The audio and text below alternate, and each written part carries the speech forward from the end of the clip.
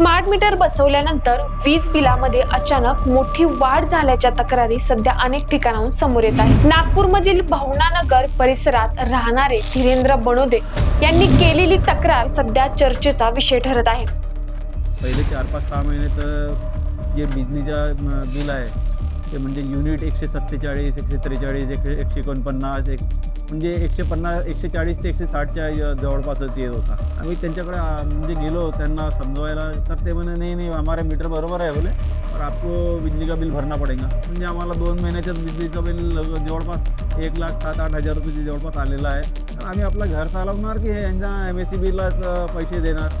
इसके अंदर बहुत बड़ी गड़बड़। धीरेंद्र बनोदे यांच्या म्हणण्यानुसार स्मार्ट मीटर बसवण्यापूर्वी त्यांच्या घराचे वीज बिल साधारण 2 ते 2,500 रुपयांच्या आसपास येत होतं।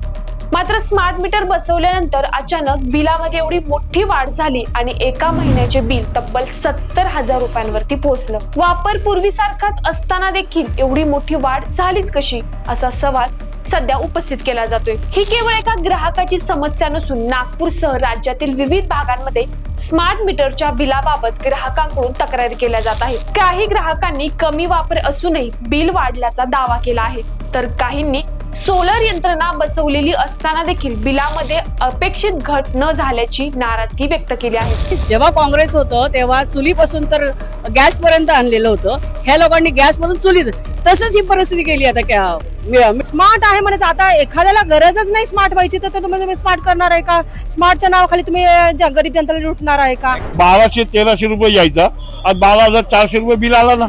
ज्यांना पहिलं 500 रुपये बिल येत होतं त्यांना आज 2,000 रुपये बिल। महावितरणाकडून स्मार्ट मीटरमुळे वीज वापराचा अचूक अंदाज येईल, पारदर्शकता वाढेल आणि ग्राहकांना वीज बचतीचा फायदा होईल असा दावा करण्यात येत आहे। मात्र दुसरीकडे काही ग्राहकांच्या वाढलेल्या बिलांमुळे स्मार्ट मीटर बाबत प्रश्न उपस्थित होत आहेत। ग्राहकांचा सवाल असा आहे की जर स्मार्ट मीटरमुळे बचत होणार असेल तर प्रत्यक्षात अनेकांच्या बिलात वाढ का दिसून येत आहे? अचानक वाढलेल्या बिलामागचं नेमकं कारण आहे तरी काय?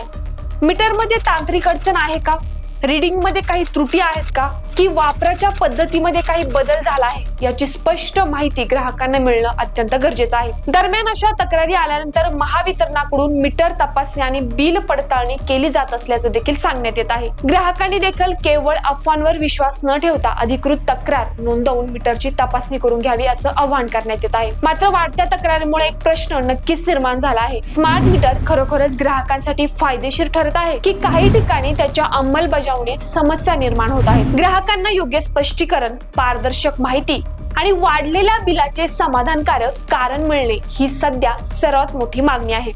तर शेतकरी बंधूंनो आणि ग्राहकांनो, तुमच्या भागात स्मार्ट मीटर बसवण्यात आला आहे का? स्मार्ट मीटर नंतर तुमच्या बिलामध्ये देखील वाढ झाली आहे का? तुमचा अनुभव आम्हाला कमेंटद्वारे नक्कीच सांगा। सोबतच अशाच नवनवीन माहितीसाठी आपल्या पालवी ॲग्रिको चॅनेलला नक्कीच सबस्क्राईब करा। धन्यवाद।